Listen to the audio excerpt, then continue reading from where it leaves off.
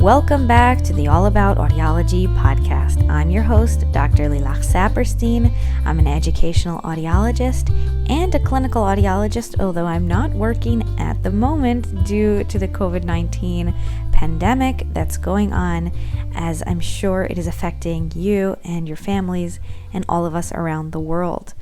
So today I wanted to talk a little bit about ways for coping and for helping ourselves and our children and our families get through this period of time, this period of uncertainty.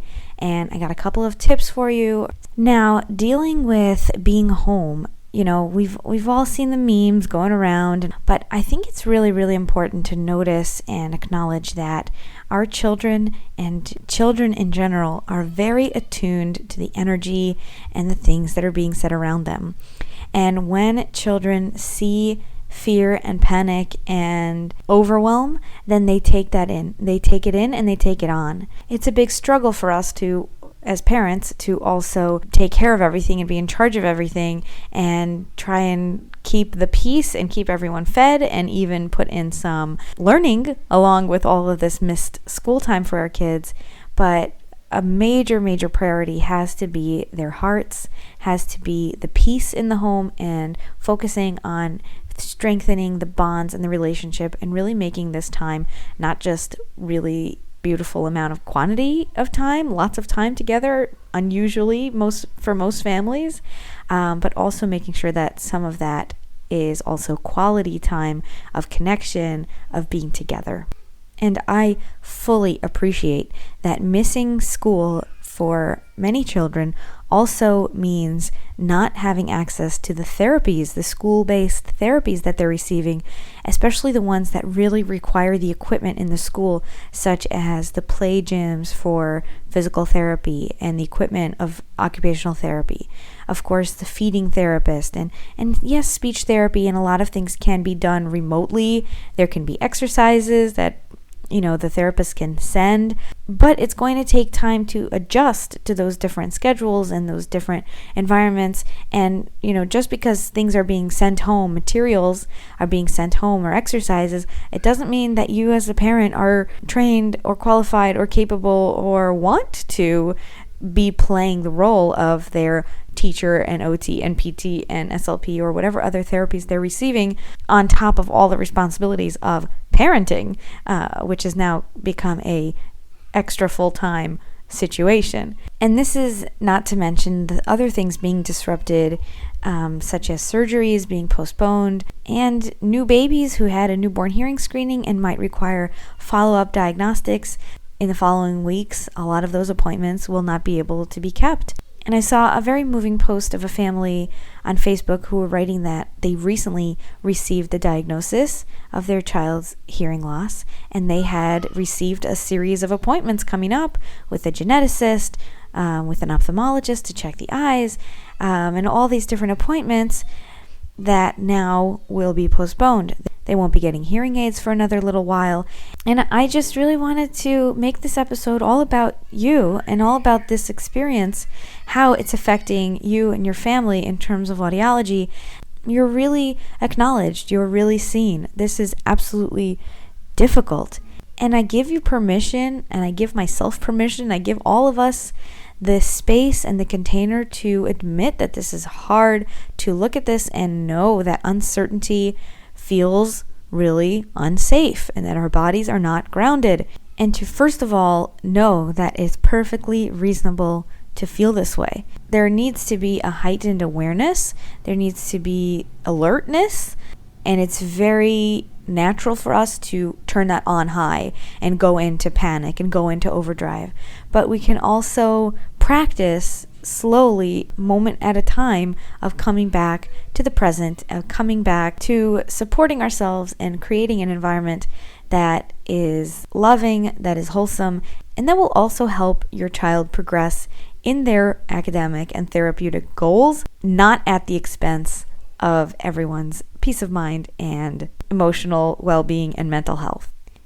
If your family is an ASL family, or if you're interested in learning American Sign Language or any sign language, now is actually a really amazing time, because all of the things that have been virtual in this space are now becoming even more and more amplified. For example, there's the hashtag Operation ASL Storytime, where people are reading books in ASL, and there's hundreds of videos on Instagram, on Facebook, on Twitter that you can now find using that hashtag Operation ASL Storytime. That's a really great way to have more linguistic exposure or get in some of those virtual ASL lessons. There are lots of resources in that space, and I think this is a great way to use that quote-unquote screen time, which we are not afraid of. Screens are part of our life. Screens are part of the way we communicate, and they are a wonderful, wonderful resource at this time, specifically when everyone is staying home to help flatten the curve and stop the spread of this virus. We have the privilege and the blessing of having so many online resources, and that the fact that I could even still be communicating with you, putting out the podcast, doing Facebook Lives, hanging out with you guys on Instagram, all of these are a real privilege. We also have to acknowledge and appreciate the privilege of having enough screens and internet access and all of these things, because it's not something that all families have access to, and I really see that as well. Everybody on all sides of this are struggling to adapt. Teachers are having to all of a sudden become online teachers and create online curricula out of nowhere. And students are expected to attend class, but they're home in their pajamas, and everything is topsy-turvy. This is just the first couple of days of this. But as we start to adjust, we as a culture, as a society, as humans, we are resilient, and we will rise to the challenge, and new routines will emerge. It's important to be able to communicate that this is very serious, and at the same time try and maintain our composure, especially in front of our kids. And just as a reminder, again and again, please continue to practice social distancing and wash your hands. Now, in explaining this to children, there have also been amazing resources. There are great videos, and I also saw a really nice social story that is geared towards children with autism, but all children can benefit from this kind of storytelling with very simple formatting and words of explaining what's going on. And an adorable and lovely video from ASL Savvy on Instagram, where she and her sister explain what's going on and what the coronavirus is, how to protect ourselves in ASL.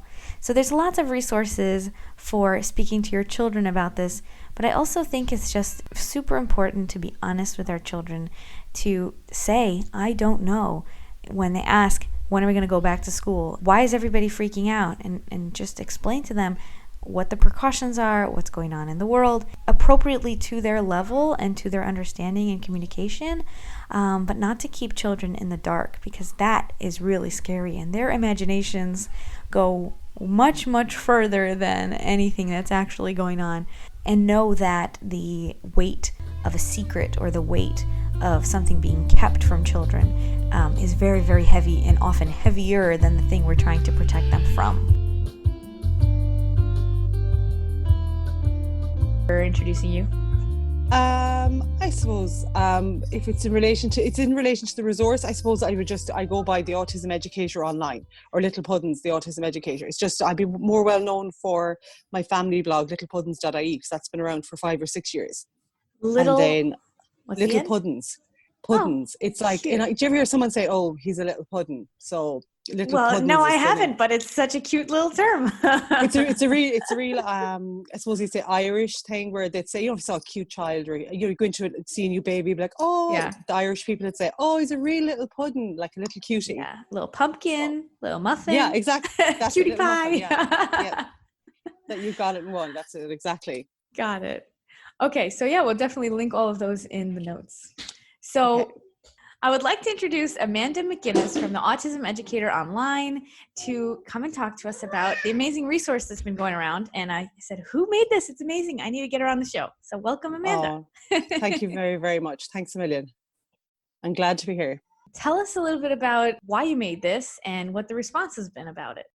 I created the social, what would I call it, a social narrative for children like my own that have autism, and also just children in general that will be afraid right now with what's happening in the world. And there's been a lot of disruption to their own days, like with schooling, and maybe parents home from work they're not used to, or maybe they're not able to go into childcare, their little kids and whatnot. So for me, I just wanted to create it to alleviate any fears and anxieties they might have, because my middle son, Jack, in particular, would be quite anxious around change in routine. Obviously, he's autistic, so that would come kind of part and parcel with Jack.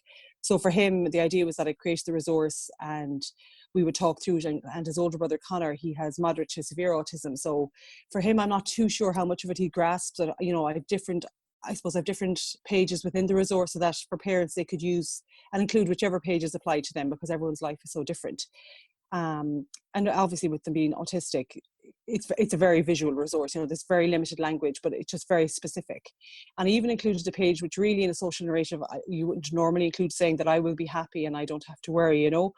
And you know, most people might say, oh, that shouldn't be in a social story, a social narrative, and they are correct. But I think in these uncertain circumstances where we find ourselves now, it's important to maybe provide that extra reassurance. And again, it's on a page by page format, so for some parents not everything will apply. So they can include or not include what they want. So for me, it was the point that I was creating it for my own sons, and why not share it online to help others? I mean, I could have just had it, printed it off once and deleted it, but I thought if I share it online, hopefully it'll help other children. But I had no idea it would help this many children. It's totally blown up. So what is a social narration for people who don't understand that genre? Yeah.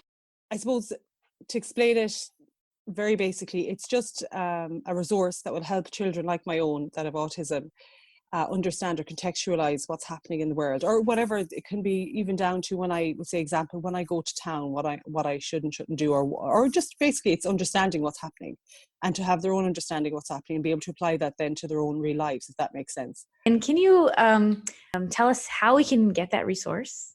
You can download it for free from, will I just spell it out because I suppose I'm Irish and everyone maybe can understand my accent. You can download it from www.theautismeducator.ie or www.littlepuddins.ie. So I hope that makes sense. You can just download it. The same resources on both websites.